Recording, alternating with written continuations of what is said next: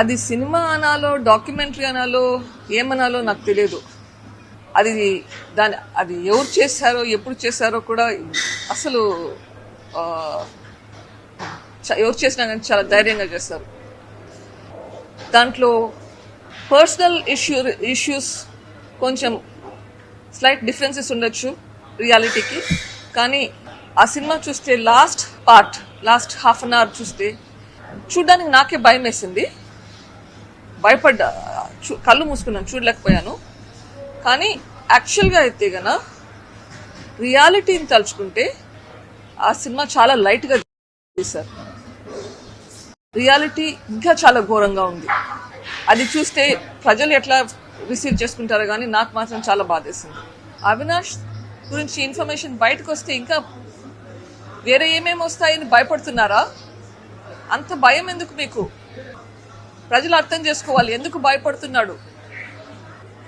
ఈ ప్రశ్నలకు చెప్పాల్సిన సమయం వచ్చింది. ఒకవేళ మీకు డైరెక్ట్గా మాట్లాడాలంటే చెప్పండి, మీ సాక్షి ఛానల్కి వస్తాను, మీతో డిబేట్ చేద్దాము.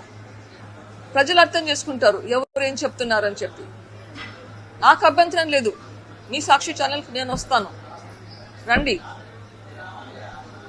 ఒక డిబేట్ పెట్టుకుందాం, నిజానిజాలు బయటకు వస్తాయి. అది సినిమా అనాలో డాక్యుమెంటరీ అనాలో ఏమనాలో నాకు తెలియదు. అది ఎవరు చేశారో ఎప్పుడు చేశారో కూడా అసలు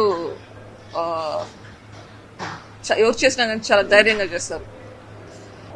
దాంట్లో పర్సనల్ ఇష్యూస్ కొంచెం స్లైట్ డిఫరెన్సెస్ ఉండొచ్చు రియాలిటీకి.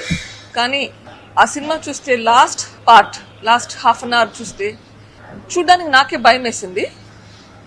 భయపడ్డా, కళ్ళు మూసుకున్నాను, చూడలేకపోయాను.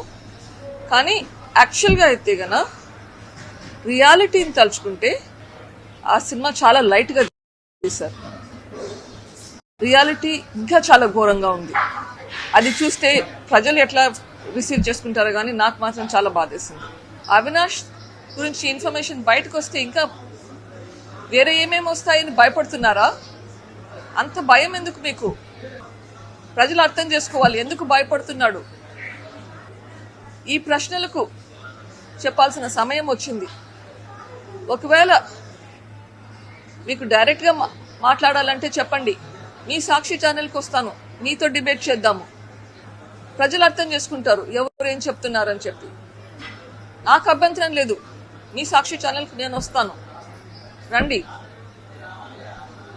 ఒక డిబేట్ పెట్టుకుందాం, నిజానిజాలు బయటకు వస్తాయి.